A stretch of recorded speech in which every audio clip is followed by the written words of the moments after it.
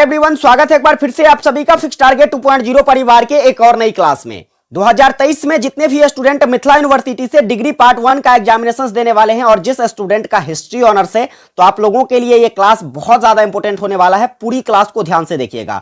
History honours paper number first के लिए मैंने आपको डेमो क्लास जो है पहली क्लास ऑलरेडी प्रोवाइड कर दिया है चैनल पर। यदि आपने नहीं देखा है तो डिस्क्रिप्शन में लिंक है, आप जरूर देख लीजिएगा।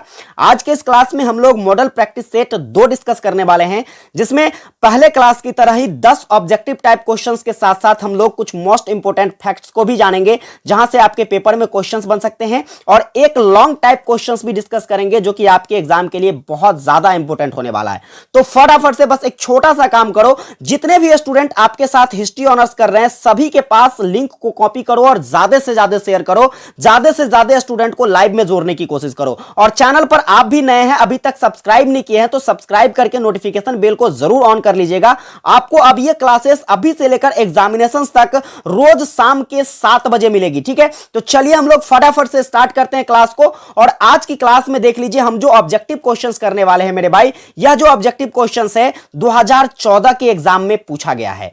अब 2014 के एग्जाम में एक क्वेश्चंस पूछे गए हैं, तो क्या आपको पूछा जा सकता है भाई 2014 में पूछा गया है, क्वेश्चंस यहां से रिपीट हो सकती है या नहीं? तो मैं यहां जो आपको फैक्ट्स नोट कराने वाला हूं, कॉपी पेन लेकर तैयार हो जाइए और फैक्ट्स को जरूर नोट करके याद कर लेना, क्योंकि ऑब्जेक्टिव क्वेश्चंस वहां से निश्चित बनेंगे। चलिए हम बढ़ते हैं क्वेश्चंस की तरफ। एक बार फटाफट से आप लोग शेयर कर दीजिए और देखिए पहला नंबर क्वेश्चंस क्या कहता है।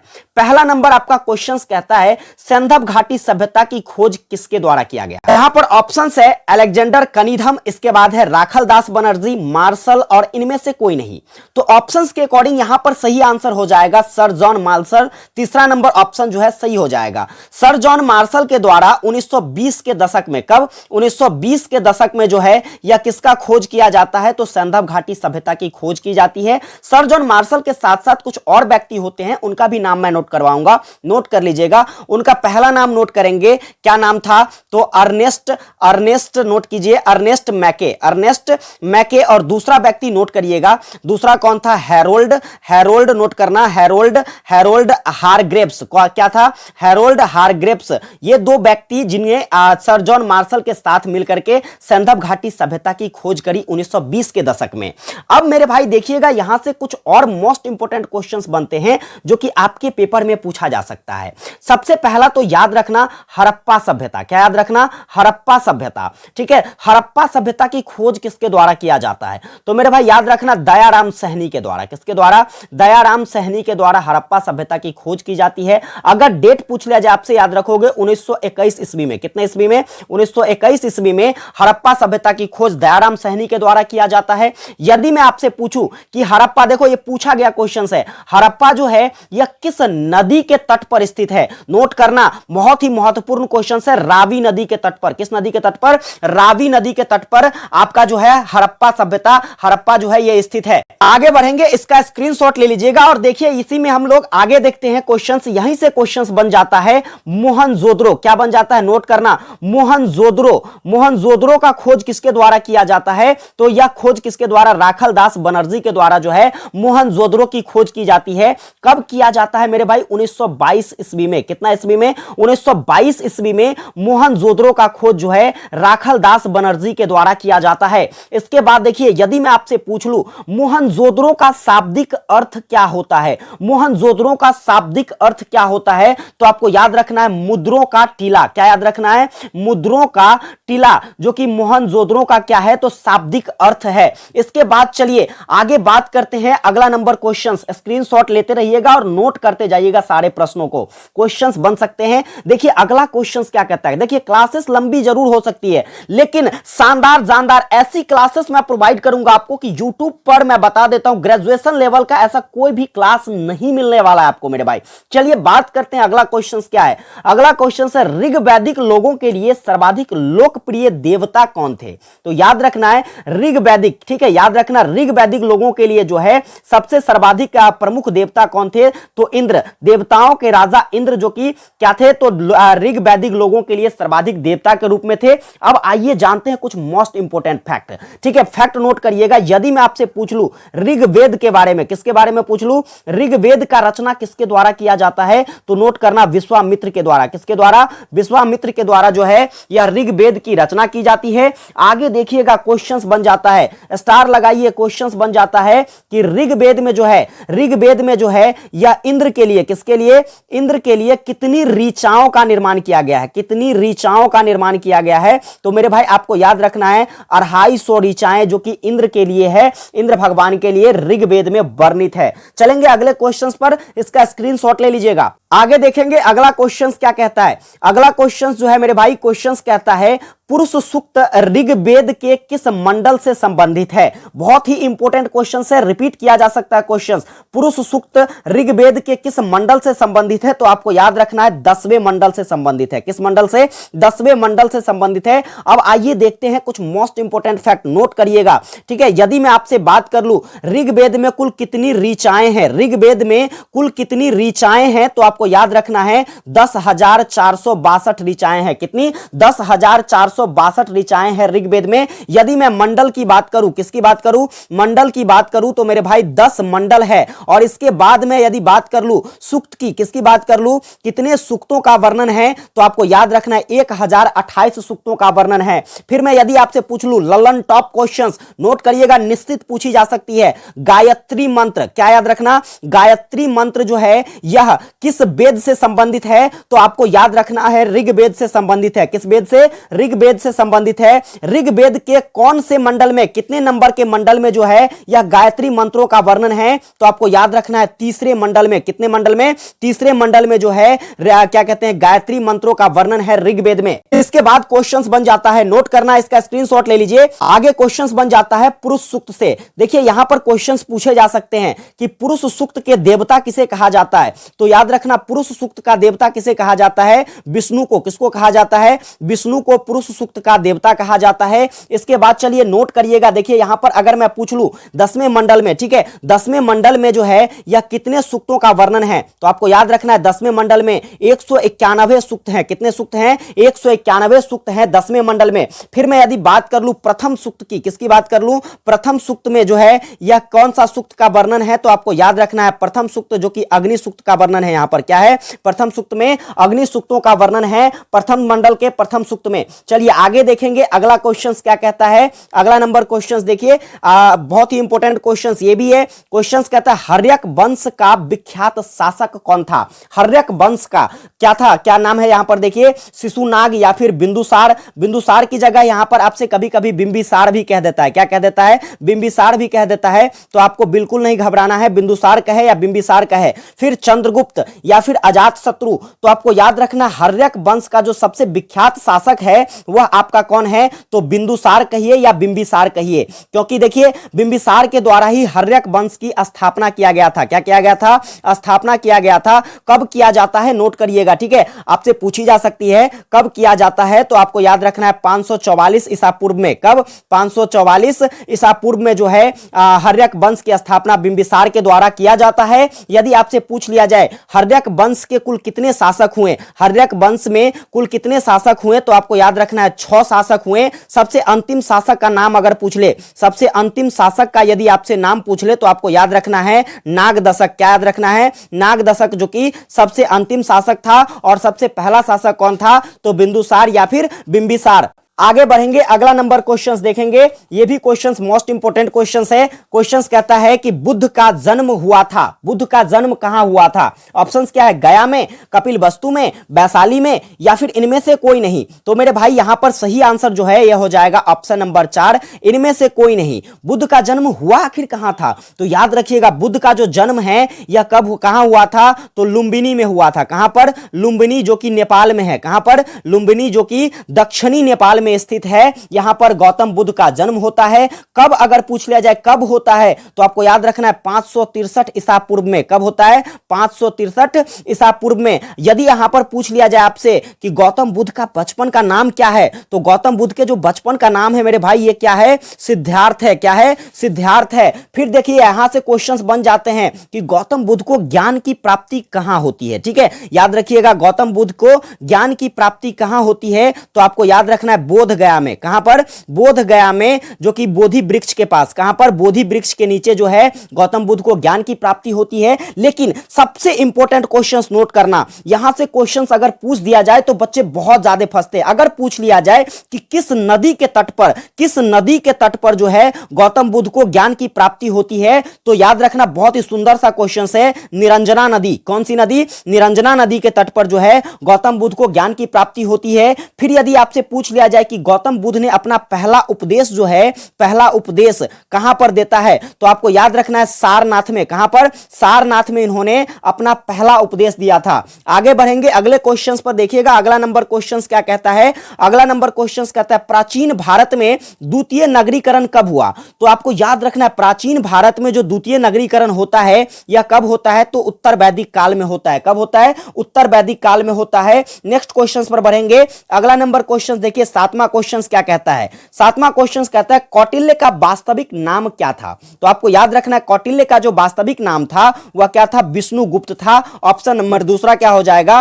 तो बिल्कुल सही हो जाएगा। आगे बढ़ेंगे, देखिएगा अगला नंबर क्वेश्चन क्या कहता है मेरे भाई। अगला नंबर क्वेश्चन कहता है सिक्कों के अध्ययन को क्या कहते हैं। तो सिक्कों के अध्ययन, सिक्का मतलब क्या? मुद्रा। तो मुद्रा क्या हो जाएगा यहां पर? मुद्रा शास्त्र हो जाएगा। सिक्कों के अध्ययन को क्या कहते हैं? मुद्रा शास्त्र। यदि मैं आपसे पूछ लूं पुरातत्व शास्त्र में किसका अध्ययन किया जाता है, तो आपको याद रखना है प्राचीन वस्तुओं का अध्ययन जो है, प्राचीन वस्तुओं का अध्ययन कहां पर किया जाता है, तो पुरातत्व शास्त्र में किया जाता है। नेक्स्ट बढ़ेंगे अगले क्वेश्चंस की तरफ। देखिएगा नौवां नंबर क्वेश्चंस क्या कहता है। नौवां नंबर क्वेश्चन है महात्मा बुद्ध थे एक, क्या थे? ब्राह्मण थे, वैश्य थे, क्षत्रिय थे या शूद्र से। तो आपको याद रखना है महात्मा बुद्ध जो थे या क्या थे, तो क्षत्रिय थे। क्या थे? क्षत्रिय थे। नेक्स्ट और आखिरी ऑब्जेक्टिव क्वेश्चंस देखेंगे। देखिए यहां पर क्वेश्चंस क्या कहता है। तृतीय बौद्ध संगीति का आयोजन हुआ था। तृतीय बौद्ध संगीति जो है इसका आयोजन अशोक के शासनकाल में होता है या कनिष्क के शासनकाल में होता है या हर्ष के शासनकाल में या फिर कालाशोक के शासनकाल में। तो मेरे भाई आपको याद रखना है यह जो होता है तृतीय बौद्ध संगीत की, इसका आयोजन अशोक के शासनकाल में होता है। पहला नंबर ऑप्शन सही हो जाएगा। फिर यदि मैं आपसे पूछ लूं कि यह तृतीय बौद्ध संगीति जो है इसका आयोजन कहां पर होता है, तो आपको याद रखना है पाटलिपुत्र में। कहां पर? पाटलिपुत्र में होता है। और पाटलिपुत्र में कहां पर? तो आपको याद रखना है अशोक रामा में। कहां पर? अशोक रामा। पाटलिपुत्र के अशोक रामा में जो है यह तृतीय बौद्ध संगीति का आयोजन होता है। कब होता है, तो मेरे भाई नोट करना 251 ईसा पूर्व में। कब होता है? 251 ईसा पूर्व में। अब यह तृतीय था। यदि मैं आपसे पूछ लूं प्रथम के बारे में, क्या पूछ लूं? प्रथम बौद्ध संगीति का आयोजन जो है यह कहां पर होता है, तो आपको याद रखना है राजगृह में होता है। कहां पर? राजगृह में होता है। कब होता है, तो 483 ईसा पूर्व में होता है। फिर दूसरा याद रखिएगा, यदि मैं पूछ लूं द्वितीय, ठीक है, यदि मैं पूछ लूं द्वितीय बौद्ध संगीति का आयोजन जो है यह कहां पर होता है, तो वैशाली में होता है। कहां पर? वैशाली में होता है। और कब होता है, तो 383 ईसा पूर्व में होता है। फिर मैं यदि पूछ लूं तृतीय हो गया, यहां पर प्रथम हो गया, द्वितीय हो गया। यदि मैं चतुर्थ के बारे में पूछ लूं, चतुर्थ बौद्ध संगीत की कहां होता है, तो आपको याद रखना है कुंडलबन में। ठीक है, कुंडलबन जो कि कहां पर है? कश्मीर में है। कहां पर?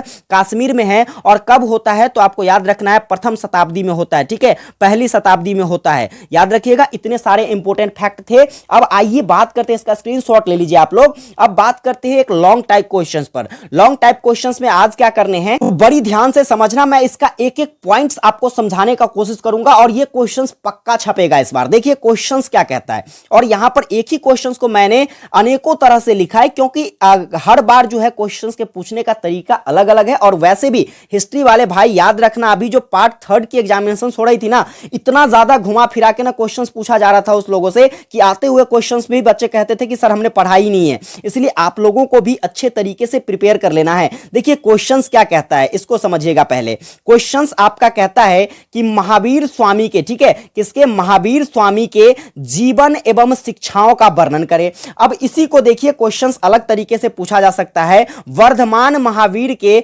जीवन एवं शिक्षाओं का विश्लेषण कीजिए। फिर देखिए क्वेश्चंस आपसे पूछा जा सकता है महावीर के जीवन एवं उपदेशों का वर्णन करें, और फिर पूछ दिया जा सकता है महावीर के शिक्षाओं या कहा जा सकता है, ठीक है, यहां पर एवं नहीं या उपदेशों की समीक्षा करें। देखिए क्वेश्चंस 2015 में पूछा गया, 17 में, 19 में और 21 में पूछा गया है। तो 23 में निश्चित ही हर 2 साल के बाद क्वेश्चंस को रिपीट किया गया है। तो मेरे भाई 23 के लिए इसे जरूर प्रिपेयर कर लेना, निश्चित पूछी जाएगी। आइए आंसर राइटिंग कैसे करेंगे इस पर ध्यान देते हैं। आंसर राइटिंग बहुत ज्यादा फैक्टर होता है आपके एग्जामिनेशंस में, और जिस तरीके से मैंने लिखा है अगर तुम ऐसा लिख देते हो तो 75%, ठीक है, 75 to 80% मार्क आपका कोई नहीं रोकने वाला है। चलिए बात करते हैं, यहां पर देखेंगे आंसर कैसे लिखना है। तो सबसे पहले महावीर का आपको क्या करना है, जीवन परिचय देना है। तो समझेंगे महावीर के जीवन परिचय के बारे में। तो सिंपली देखिए महावीर स्वामी जो था क्या था, तो यह 6ठी शताब्दी ईसा पूर्व में हुई धार्मिक आंदोलन में क्या होता है, तो जैन धर्म के महत्वपूर्ण स्तंभ रूप में माने जाते हैं। कहा जाता है कि गौतम बुद्ध के तरह, ठीक है, गौतम बुद्ध क्या थे, तो बौद्ध धर्म के संस्थापक थे। तो गौतम बुद्ध के तरह सिर्फ इन्होंने जैन धर्म की स्थापना ही नहीं की, बल्कि ये जैन धर्म के 24वें तीर्थकर थे। ऑब्जेक्टिव पूछी जा सकती है, याद रखिएगा ऑब्जेक्टिव क्वेश्चंस भी यहां से बहुत ज्यादा बनने वाले हैं। अगर पूछ लिया जाए महावीर स्वामी जैन धर्म के कितने नंबर के तीर्थकर थे, तो 24वें तीर्थकर थे। अर्थात इनसे पहले भी क्या होता था, क्या हुआ, तो 23 तीर्थकर हुए, ठीक है, जैन धर्म के कुल 23 तीर्थकर हुए महावीर स्वामी से पहले इस धर्म का नेतृत्व कर चुके थे। परंतु जैन धर्म की पुनर्स्थापना में महावीर स्वामी का सबसे महत्वपूर्ण स्थान रहा है, और इसलिए इन्हें जैन धर्म का क्या कहा जाता है, वास्तविक संस्थापक माना जाता है। किसको, तो महावीर स्वामी को माना जाता है। अब बात करते हैं इनके जीवन परिचय के बारे में। तो मेरे भाई देखिए यहां से ऑब्जेक्टिव क्वेश्चंस भी बन जाएंगे, आपको ध्यान रखना है। अगर पूछ लिया जाए महावीर स्वामी का जन्म दिवस क्या है, तो क्या कहते हैं 599 ईसा पूर्व में इनका जन्म होता है। जन्म कहां पर होता है, तो कुंडल ग्राम में होता है। कहां पर, कुंडल ग्राम के बासुकुंड में होता है। इसके बाद इसके माता का नाम क्या था, तो त्रिशला था। ये सारी के सारी चीजें याद रखने वाली चीजें हैं, आप इसको रट्टा मार जाओगे भाई, ठीक है। इसके पिता कौन थे, तो इसके पिता सिद्धार्थ कहे जाते थे, या फिर इन्हीं को श्रेयांश भी कहा जाता था और याशांश भी कहा जाता था। और इसके बाद देखिए इसके बचपन का नाम क्या था, तो वर्धमान था। ये क्वेश्चंस पूछी जा सकती है कि महावीर स्वामी के बचपन का नाम क्या था, तो वर्धमान था। आगे देखिएगा इसकी पत्नी कौन थी, तो इसके पत्नी का नाम यशोदा था।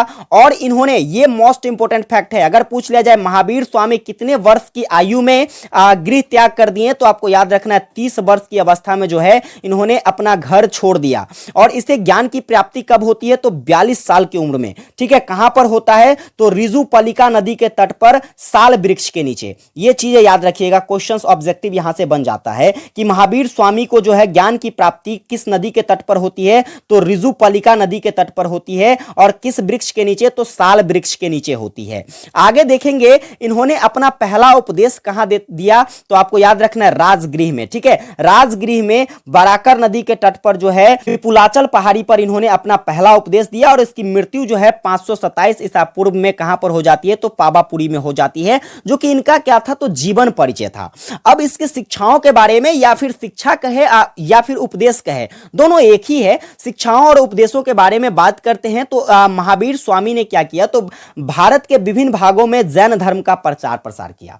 जैसे कि गौतम बुद्ध भी क्या करते थे, तो बौद्ध धर्म का प्रचार प्रसार सभी जगह किए। और क्या वैसे भी संस्थापक थे, तो भाई संस्थापक किसी भी चीज की आप स्थापना करते हो तो उसकी प्रचार प्रसार आप ही ना करते हो, तो वही चीजें हैं। इनको जो है क्या कहा जाता है, तो जैन धर्म का संस्थापक कहा जाता है। तो इसलिए इन्होंने क्या किया, तो भारत के विभिन्न क्षेत्रों में इन्होंने क्या किया, तो अपने जैन धर्म का प्रचार प्रसार किया। उनकी शिक्षाएं बहुत सरल थी, और देखिए बहुत सरल भाव में यहां पर आपको समझाएंगे भी।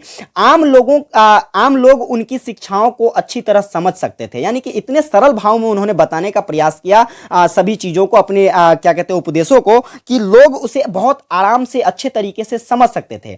सबसे पहला क्या था, तो देखिए त्रिरत्न। अब आखिर ये त्रिरत्न क्या है, समझिएगा।